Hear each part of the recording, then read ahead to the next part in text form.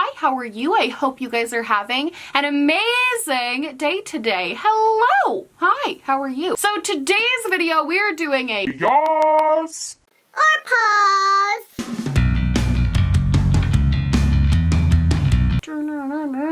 Hi, so today's video we're doing a Yass or pause. We're going to talk about new makeup releases. We're going to get into all of the things. I want to say before we start this, because I'm pretty sure a lot of you are going to have questions about my feelings and thoughts about, maybe I'm just assuming that maybe you don't care about my opinion at all, but if you do care about my opinion on Becca announcing that they are going to be closing down as a brand, I'm going to have a whole video coming on that very soon, because I have a lot of thoughts and I think there's going to be like a lot of implications for the rest of the makeup industry as a result of this. So that's going to be a whole separate video. So today we're just going to be talking about new releases, not really makeup news. And yeah, candle of the day, cuffing season from Forever Mood. Jackie Aina's candles. Love these candles. Talk about them all the time. They're fantastic. And I think that is everything. I think now we can officially just kind of get into the video. The first thing I do want to talk about is the news that Jaclyn Cosmetics will be sold at Ulta.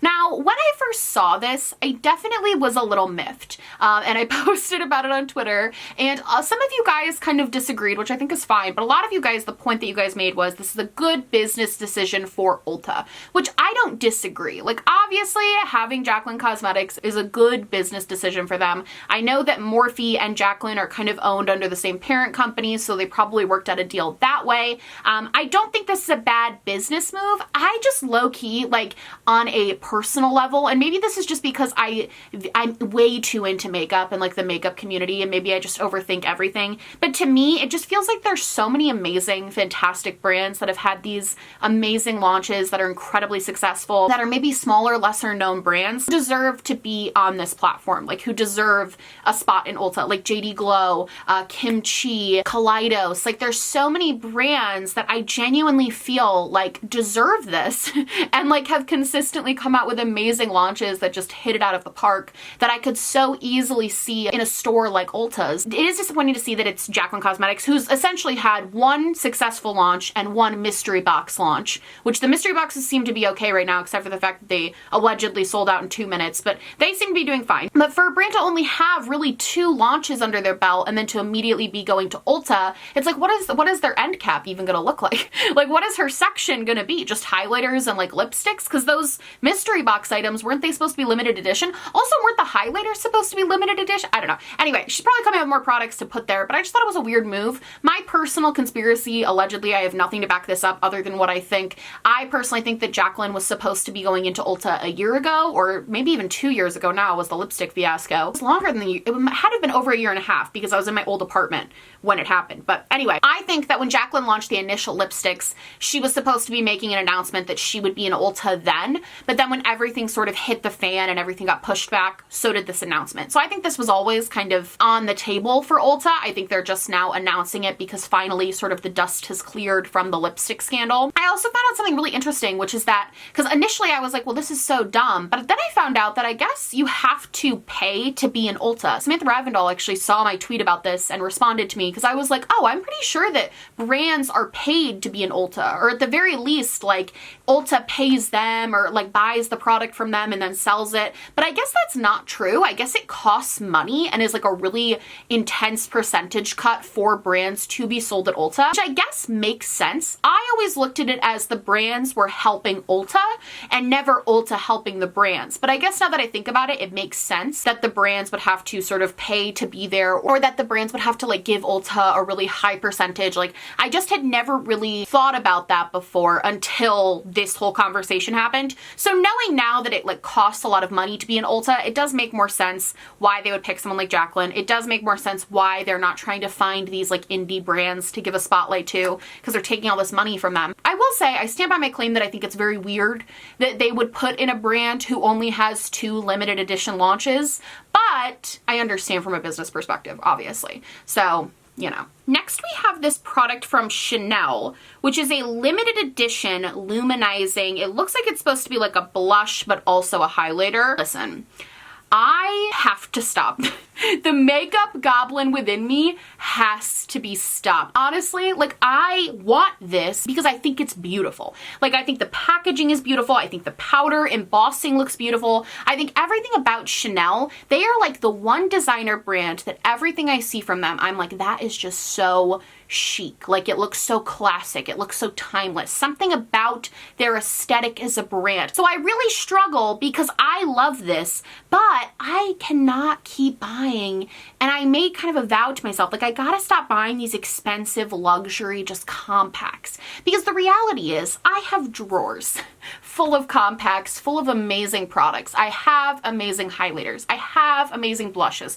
The only reason I should be bringing something into my collection right now as it stands is if it's something either that I'm obsessed with and I'm like, it's new, it's different, or if it's something that I plan on reviewing and kind of like showing you guys. And I'm not going to review a $70 highlighter from Chanel because the truth is I will never try this. Even if it's like God in a compact, I am never going to try to tell you guys that it's worth the price point because it's not going to be good enough. That's the thing. I know it's not going to be God in a compact. I know that the formula is not going to be good enough to be worth the price point. You're buying it because it looks beautiful, because it's Chanel, because it's bougie, because it's luxury. And I feel like for me personally, I just have to like snap myself out of the mindset that like just because something's luxurious looking means that it's good. Don't need this. So no, absolutely not. I'm sure Michelle will get it though and then make me want it because that's what always happens. I'm noticing a lot of skincare is coming out. We have this watermelon body cream from Glow Recipe, which is so tempting. Because first of all, Glow Recipe in general is like kryptonite for me because the aesthetic is very much my aesthetic. Like the millennial pink, simplistic packaging. I love all of that. So aesthetically, I think this is beautiful. And also just product wise, like I love body lotions and creams. So this is very tempting for me. However,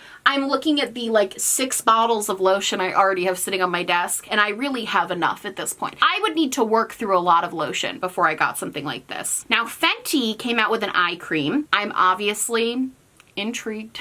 Obviously very interested in this. I've talked ad nauseum about my very crinkly under eyes. However, I have an eye cream I really love. It's from Glam Glow. It works great for me. I also use a product from The Ordinary that's like it's like a caffeine one, but it's supposed to help with dark circles and I found that that also works. So I kind of have my eye routine down. I don't want to mess with it too much, but if I am in the mood when I run out of that to try something new, I might buy this and try it out. I've been kind of opposed to Fenty Skin so far because just based on the reviews, seems very much kind of just like basic products and in nice, aesthetically pretty packaging, which I don't really have a qualm with. I think a lot of sort of makeup brands come out with this type of skincare. It's just not something that I necessarily need. And because I have such severely crinkled under eyes, I kind of need like the good stuff. Like I need this stuff that's formulated specifically to help me with that, not stuff that's formulated for people who just like want pretty skincare that like works, you know, does the job, right? I need like the extra strength when it comes to my under eyes, for sure. Okay, Too Faced came out with something new, which they haven't really come out with anything, have they? Have they come out with anything new in a while? They had those little palettes. Oh, with literally the Lady Balls lipsticks, right, okay. This is called the Teddy Bear palette, but bear is spelled like B-A-R-E instead of B-E-A-R. It's basically sort of a neutral palette, and then they also have this teddy bear highlighter. Listen, this teddy bear highlighter is gonna get a lot of people. It's adorable. Like, it's very cute. It's very aesthetically pleasing. I like the way it looks. I think it's a fun idea. Too Faced, historically, their formula is just so hit or miss that I don't know if I would like recommend this, but I understand that this product is probably gonna do very well for them. But the eyeshadow palette looks very much like a palette you would see, you know, when you're checking out at a store like Forever 21 or like H&M, and they have those little acrylic bins in the checkout that are like the checkout is lined with, and they have that sort of makeup that's like the Forever 21 brand makeup. I feel like I would see this palette in that. Does anybody know what I'm talking about? I feel like I would see this palette in that section. It's not it doesn't scream Too Faced to me. I'm not sure why they strayed away from their sort of standard tin packaging that they use for palettes like the chocolate bars and the sweet peach and, you know, the Christmas palettes that they do. I'm not sure why they steered away from that with this and went with something that was a little bit smaller, because honestly, if anything, like those tin pans that they come out with for the most part are like their best palettes that they do. That's the best products that they come out with, is the stuff that comes in the tin palettes. Like, I will usually admit that those are pretty good, at least in formula and in concept. Some of them have been a miss, but for the most part, they're very good. I also will say I don't hate the colors in the palette. Besides the actual look and aesthetic of the palette, I don't hate the colors. I think that's just because they picked a teddy bear for the theme, and the theme of a teddy bear is neutral. And what do these brands do better than anything? Neutrals. So they picked a theme that actually like worked with it. So I don't hate the color story. Do I think you need it? No. And also I'm confused about the two larger pans. I just don't love that. But I think that the face powder is going to do incredibly well for them. Yeah, I can see that being a big thing. People are just, at the end of the day, as much as you want to dunk on Too Faced, because it is so easy to dunk on Too Faced, because they come out with just ridiculously bad products. When they come out with a good product, it's hard for people to resist it because it's usually very good. Like the peach palettes are a great example. This is a great example. That holiday palette they came out with, when they do it right, it's done very right. It's just when they do it wrong, it's so wrong. They don't have any sort of middle ground. It's either awful or amazing. Okay, I have mixed thoughts on this. McGrath Cosmetics came out with sort of mini versions of the stacks that they used to do, but it's in a different formula and it's also like a nude color story, right? I don't like this. And that's only because I don't understand. I love that Melt tries. I have to commend them for trying, because I think this is a unique idea. I think it's cool. I like the idea that you could travel with this sort of stack because it's thin and small and it just has every sort of neutral shade you would need. Like, I like that. However, number one, I think their timing is poor because I'm not going to be traveling in the next 6 months at least. So I think the timing on this is a little bit poor. And also on top of that, I just remember how bad the Melt stack packaging was, where like if you put it in a drawer, it would just split apart in the drawer. You'd find one half of the palette on one side of your drawer, one half on the other. The colors would get gouged by other palettes, like sinking into it. And it does look like they've changed up this packaging, so it's not that magnetic. It looks like they sort of just stack on each other, and I'm assuming there's some sort of magnetic grip. But just because I remember how faulty and dysfunctional the other packaging was, I'm hesitant to like this. I don't think it's a horrible idea though. Also, for me personally, I loved their formula when it was the Melt stacks. Like, I had the Rust stack and I loved that formula, but I hate the formula of their eyeshadow palettes. For whatever reason, it just they're never good for me. The Radioactive palette was like one of the worst palettes I've ever tried. I'm curious to see if this will have the stack formula or if it'll have their palette formula. I feel like Melt as a brand just gets bogged in the details of their stuff, because they randomly have like their palettes will have this, they're amazing and they get rave reviews, but then they start leaking or they get moldy, or they randomly have one palette that like works so bad and the shadows are so bad, and then they'll have another palette that's like the best quality on the planet. They have some packaging that's amazing and some that's just so boring. Like, I feel like Melt maybe is trying to do too much for the size of the brand. I don't know. I guess I don't know what the problem is, but Melt, I feel like always kind of bites off more than they can chew. I hope that this is a good product. It looks appealing. It's a cool idea, but I just don't think this is something that I would like either recommend, honestly, based on my experience with them, or that I would really like.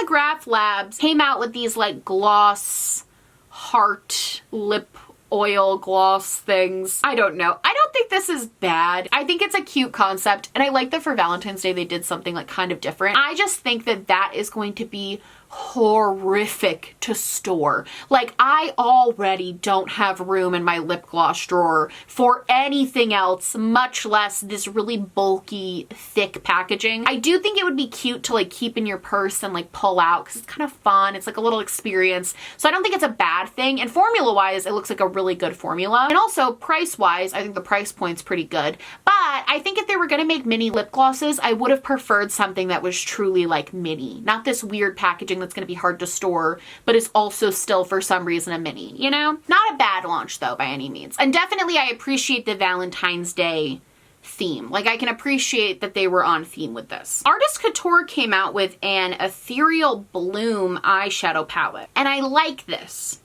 I do. I don't know if I will buy it, but I like it. I can't figure out what that pink shade is, if it's like a full-on glitter or if it's like a sort of matte shimmer. I can't fully figure that out, but I think that this is a cute color story. I appreciate the fact that they knew to edit and make it very small and concise. I genuinely think that brands need to start like taking note of that, because I think this is exactly what I personally am looking for, is like a spring palette that has some fun colors that I can do really fun pops of color with, but that is small and concise and not like another 18 pan palette of shadows that I won't ever get through. So I actually do like this. I think the one thing that's throwing me is I don't like the mint green background. I think that is what's throwing me. It's just, to me, I love the color story. I think it's very spring, very on trend. Like, I love that. But something about the packaging is just a miss for me. And honestly, when we're talking about a palette this small and this, you know, sort of condensed, I think the background that you put it on actually does really matter. I think for most eyeshadow palettes, the background you put it on matters. I would have loved to see maybe sort of a like rose gold color behind this, or even just a really classic like cream, something a little bit more basic and not as sort of loud and popped as the green. Because when I first looked at this, I did not like it because I felt like it was like too muted almost. But now that I'm really looking at the swatches, it's not that it's muted. It's just that compared to that sort of minty green, it doesn't look as wow and amazing and cool. So I think I would have just chosen a different color for the packaging, but I think that the color story is very pretty. Hot Topic is coming out with a blockbuster palette, and honestly, the Hot Topic does this a lot where they do these really like nostalgic palettes, and I'm never gonna tell anybody not to buy like a nostalgic palette like this. I don't think the Hot Topic shadows are particularly good quality. They're usually pretty affordable. Like this one is like $13. So if you want to buy something that's like nostalgic and fun, because this brought back a lot of memories for me. Like I used to go to Blockbuster with my family. We were only allowed to get one movie. It was a struggle with sisters trying to pick one movie to bring home, but we somehow managed to get out of there alive every week. And yeah, I think the color story in this is kind of bad. Like I wish they didn't have 3 muddled browns and like 3 weird yellows. But for the price point, I think you kind of are just getting a fun little nostalgic palette that's like fun to play around with. I'm never gonna be like, no, don't spend $13 to feel joy in the middle of 2021 of all years. Okay, this one got me really good. This is the Tatcha setting powder. I am gonna get this. Absolutely going to get it, yeah. $48 is a steep price point. However, I don't mind spending a little bit more money on loose powders just because they last so long. They last forever. I think the thing about this and why I want to try it so bad is because I have loved everything I have tried from Tatcha's makeup ventures so far. Both of their primers I'm in love with, and I just have a feeling I'm going to really, really like this. I also haven't bought a new loose setting powder in a while. I've kind of been slowly working through the stuff that I have, so I'm kind of due for a new one anyway, and I think this honestly looks really cool. So I'm gonna try this, and I'll probably let you guys know what I think about it, but I think this is a really cool product. I'm very interested to see where they go, because I really do think they're going to expand, not necessarily into foundations, but definitely like skin tints. I feel like the next kind of move for Tatcha is going to be expand on complexion products, and then I think they're slowly going to continue their infiltration of makeup. They make good stuff. If they keep up the quality that they did with the first 2 primers in something like this and like a foundation, they're gonna have a customer in me, because even though their stuff's a little bit more expensive, it works so well that it's just honestly worth it for me. Huda Beauty came out with a brow pencil. I am not at all interested in this, honestly.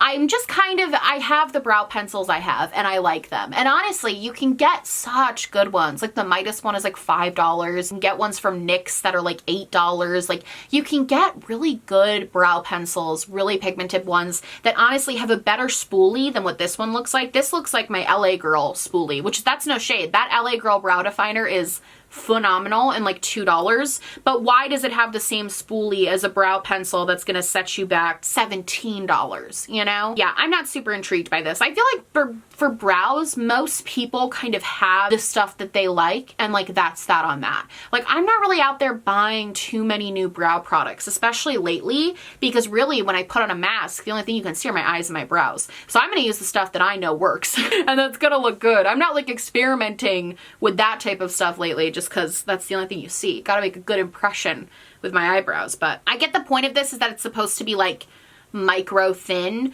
but so is like the ABH one. I will say one thing I do like is that the outer packaging is not circular shaped. It is more like kind of an octagon shape, like it has sides to it so it doesn't roll around when you set it down on your desk. I think every brand should adopt this type of packaging with liquid eyeliners and brow pencils, because to have that stuff rolling all over your desk, not fun. Dior came out with a new sort of pressed setting powder.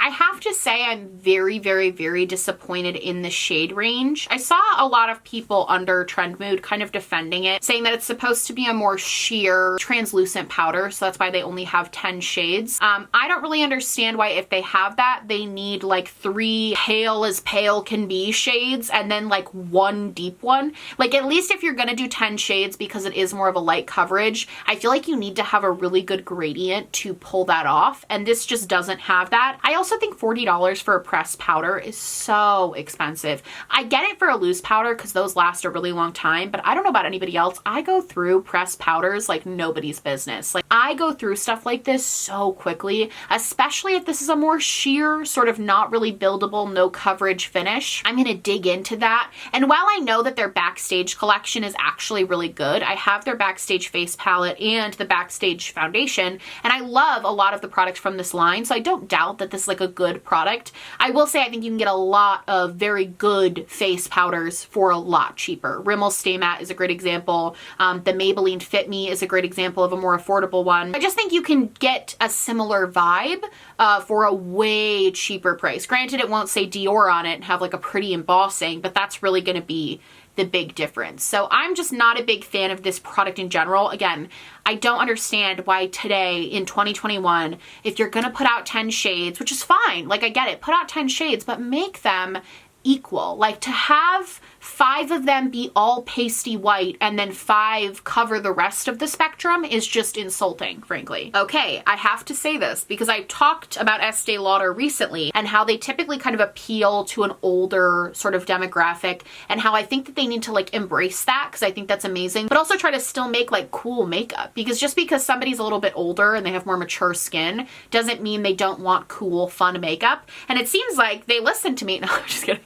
It seems like they actually like are trying to put out some cooler stuff, because this rose blush is amazing. I love this. I think the outer packaging being very sleek and very Estee Lauder and very on brand, I think that's really nice. And I also love the embossing on the inside. The actual blush consistency is like this cream to powder, which I typically love those formulas. I love the Chanel one. I have e.l.f. blushes that are kind of like that. So I'm actually very interested in this. This is something that I would definitely debate picking up and trying out, because it seems like a really cool sort of unique formula that I would be very, very interested in trying. And also, I don't have a lot of things from Estee Lauder. I don't know if I own anything from the brand Estee Lauder. So I think it would be really cool to give this a try out the formula. The color is beautiful. The packaging is beautiful. I think overall this is really nice. And I honestly think $32 is a fairly good price. I feel like Estee Lauder usually swings a little bit more luxury bougie. I would have expected this to be in like the $40 range. So having something like this that's like $32, I think that's a solid price. It looks like a solid product. I'm very, very impressed. I cannot remember the last time I saw an Estee Lauder product and I was like, yeah, that looks great. Like, this is very nice. Finally, I want to talk about something that I am so intrigued to see reviews on, because I really might actually pick this up. This is the Good Apple Skin Perfecting Foundation Balm from KVD Vegan Beauty, which is formerly obviously Kat Von D. I really like this. First of all, I think they did an amazing job with the shade range. This is what I'm talking about. I think they could have done a little bit better in the lighter range, having a little bit more, but it's hard to tell in picture if there's good undertones there. I think they could have done a little bit better but I think this is actually a pretty solid gradient of colors. And I looked at the comments, it seemed like the general consensus was this was a good shade range. So I think that's fantastic, number one. Number two, I think the packaging is very cute. I love that it's a little bit simplistic, but it still has a little bit of that sort of Kat Von D, like gothic vibe to it. And number three, I am so intrigued about what an apple infused foundation does. I've never really heard of that before. I've never really heard of a brand using apple extract or whatever it is they're using to put into this. I think that's really, really cool. And also, I love the idea of a balm sort of foundation. I'm obsessed with that. I think that's such a fun, cool concept. I remember Kevin Aquan came out with this sort of foundation balm a while back, and it got really, really bad reviews. So I'm very interested to see what the consistency of this is, like how it performs, how you apply it, what you use it for. Like, I am so intrigued by this, and I might wait to see reviews. I might buy it myself to review just because I'm very, very interested. I do think the $38 is a little high. I wish that KVD would just like lower it just a little bit. Like, I would think like 32 would even be a more reasonable price point, just because they're really, I feel like if they're trying to make a comeback, taking off just a couple of bucks is gonna really, really help them out if they're trying to make this sort of big comeback after Kat kind of tanked the brand. That's just my opinion. I know it's hard. I know there's a lot of business stuff at play, but my opinion would be lower the price point a tiny bit to something that's a little bit more feasible for people. Regardless, I think this is actually a very interesting and cool launch. I'm actually really excited to see kind of what this looks like and what this is. I'm so hopeful. I don't want to get my hopes up too much because this could definitely be like really bad, but it could also be really cool. So I'm excited. I think this will be cool. I'm genuinely very excited about this one. I think that'll be an interesting launch to see what happens with that. So that is everything new. That's my Yass or Pause. Let's talking about new makeup. I love you guys so much. I hope you like this video. If you did, please like and subscribe, or just subscribe, or do neither. Honestly, just so happy you're watching me. Thank you so much for being here. My merch, my social media, and everything I'm wearing on my face will be linked down below, along with some links and information about Texas right now. They need some support. They need some funds. They need some shares. Go check out my little social justice spotlight. Stay informed. Stay involved. I love you guys so much, and I will see you in the next one. Bye!